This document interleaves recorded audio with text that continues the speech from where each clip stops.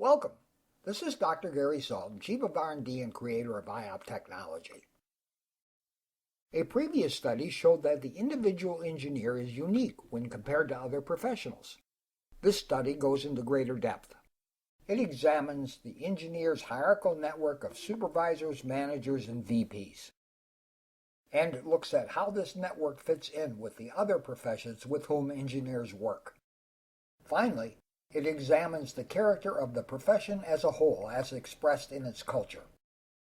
The lens we will use is information processing. In other words, the kind of information an engineer uses in doing their job. This 8-minute video outlines these information processing styles and how they can be measured. Our sample includes engineering and other professional areas, at all levels, from non-supervisory professionals to senior executives, for a total of over 4,000 engineers and over 29,000 other professionals. The size and scope of the sample gives confidence that the sample is reasonably representative of engineering as a whole. So, let's start with the network of supervisors, managers, and VPs that make up engineering. An earlier study of over 10,000 executives showed that the kind of information people use changes as they rise in a hierarchy. Information based on known ways of doing things, the IOP styles of analytical HA and methodical LP, decline, while more intuitive, less data-driven methods, the IOP RS instant action and idea-oriented RI styles, are used more as the person climbs the hierarchy. Our first discovery is that this does not happen in engineering. Comparing adjacent levels, professional to supervisor, supervisor to manager, and so on, shows only one significant difference in the information processing profiles being used, and that difference is between mid and senior management. The degree of difference in this single deviation is noticeable, but not massive at 13.5%. What is massive is the fact that this happens at only one of the 12 possible points of difference. So how does engineering compare to other professions along these information processing dimensions? Here are the statistically significant differences for engineers versus the other professions. There is only a 1 in 1,000 chance that these 10 IOP style differences are due to random variations, and the odds are only 1 in 100 that the 2 remaining differences are due to chance. So, we see virtually no difference between levels within engineering, and lots of difference between engineering and the same organizational levels in the other professions. Engineers have less commitment to the 2 action strategies of quick response RS and methodical LP styles, and have a greater commitment to the thought-based analytical HA and idea-generating RI styles. The pattern is obvious. Engineers are a bit nerdy. They exceed the other professions in thought-based strategies, and they are cautious when actually acting on their well-thought-out ideas. So, we now know that engineering is unique on an individual level and on an organizational scale. And we know just how unique engineering is in quantitative terms. Further, statistics tell us that these differences are no accident. So, what does all this mean in cultural terms? Well, engineers are likely to see the same things as relevant, regardless of their organizational position. And they will probably weight them in about the same way, and target the same character of output. This is a formula for a culture that is a lot stronger than those of other professions. Cultures create norms, or standards, that ensure a certain level of performance, and these norms are socially enforced. Changes that impact these norms will be difficult. For example, in engineering, quick fixes, partial solutions, and band-aid remedies are not likely to get a sympathetic hearing, regardless of how appropriate they might be. And the enforcement mechanism helps ensure that even a sympathetic individual will be restrained. But this somewhat rigid engineering culture fits the job. Airplanes fly, skyscrapers stand, and the lights go on when you flip the switch. The processes and practices enforced by the norms of engineering culture work in the real world. But how can we be sure that this culture will be stable into the future? Well, to answer that question, we have to isolate the root cause for the culture's existence, and that basic driving factor is the need for predictability. Society wants cars that start, buildings that stand, and pliers that grip. The information processing style an engineer uses will to a large extent determine their success in realizing this kind of outcome. And the styles we have found in our sample fit this societal mandate. The engineer's dominant analytical HA style is the perfect planning tool. And their secondary methodical LP style is just what is needed to execute those plans to perfection.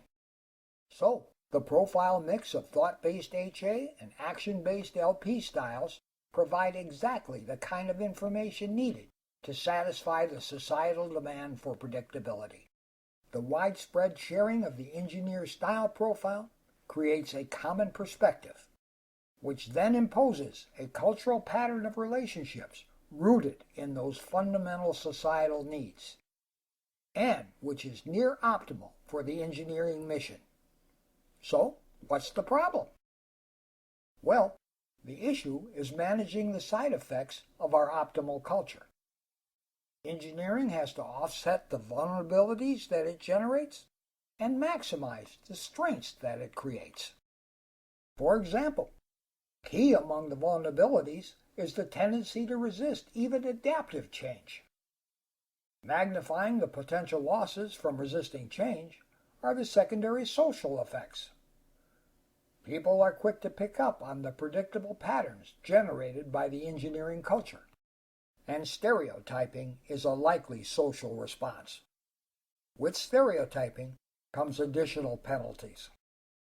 Engineering counsel is easily discounted or dismissed if the response is believed to be predetermined. Dismissing the contribution of the people who are best informed on particulars is not a good idea for anyone. But stereotypes are just prejudgments, and they can be broken. All that is needed is an occasional unexpected behavior that confounds expectations. Simply introducing the concept of consequence into behavioral calculations can go far in disrupting negative biases. For example, judging a matter to be of insignificant consequence can cause an engineer to accept an expedient RS-style option. If the matter is of minor consequence, little can be lost, and the expectation of indecision will be confounded. It is a step toward creating a decisive image. Resisting the tendency to perfection on minor matters by quickly agreeing to the use of established methods without study is another option. There is little downside with minor matters, and the characterization of fuss budget will be harder to apply. These are just two illustrations of how a simple variable, consequence, improves engineering productivity by saving time and enhances both the standing of the individual engineer as well as improving the image of the profession. There are many similar strategies available to offset the side effect vulnerabilities of the engineering culture. The IOP snowflakes outline some of them. The snowflakes, both the positive and negative, are available free of charge on the IOP.com website. For situations where specific guidance is wanted, there are reports and booklets available. For example, the IOP Emotional Impact Management Report focuses on the emotion that an engineer causes, not experiences, but causes, as a result of their information processing election. And the emotion that a person causes is what gets them into trouble. There are even booklets available to help the engineer manage the consequences of their information processing elections. None of these tools require an engineer to change their style. Rather, they focus on how to manage the style in a social context, And, like it or not, engineering is done in a social context. In addition to managing side effects, the engineering culture also offers opportunities to leverage strengths. Some of these reside in the organizational structure itself, and chief among these is the posture of senior engineering management. We have already seen that senior management styles are different in magnitude and significance from other areas of engineering. But there is more to the story. Senior management in our sample consists of the chief engineer and the various VP levels, VP, senior VP, and executive VP. This graphic tells us that the VP and chief engineer roles are different on every one of their information processing elections, and every one of these differences meets the academic standards of significance. The VP of engineering's profile looks more like those of the VPs in the other professions than it does that of the chief engineer. In fact, the only statistically significant difference between the engineering VP and over 2,000 VPs in other areas is that they have 15% more idea-generating RI commitment. And this makes some sense. Engineering has to accommodate variations generated by these other areas. Things like changing financial availability, logistic logjams, production glitches, and the like. The VP's ability to generate options needed to accommodate these variations is a key to engineering success. Compounding this challenge are factors like new materials, a changing workforce, new products, and even new knowledge, all of which can influence the way engineering is done. The structured strategies used by the average engineer make adaptation to these changes difficult and slow. A key role of the engineering VP is to facilitate these transitions. And the VP has help. Scattered throughout the organization are engineers with relatively high commitments to the adaptive RI and RS styles. And there are pockets, such as R&D, where the idea-oriented RI style dominates.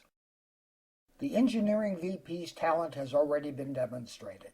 After all, they attained the VP position. Their organizational talents have typically been honed by experience in relatively stable engineering environments.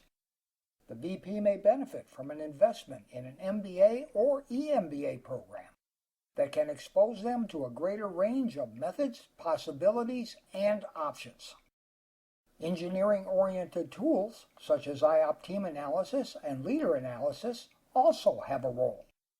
As with any other engineering problem, issue resolution involves measurement, analysis, design, and execution. These tools aid this process and produce positive results with minimal training and low cost. Thank you for viewing this video. If you would like to learn more about IOP technology, please visit our websites at iop.com or oeinstitute.org. Both sites have much more information on IOP and the areas where it has or can be applied. Thank you again for your interest in IOP technology.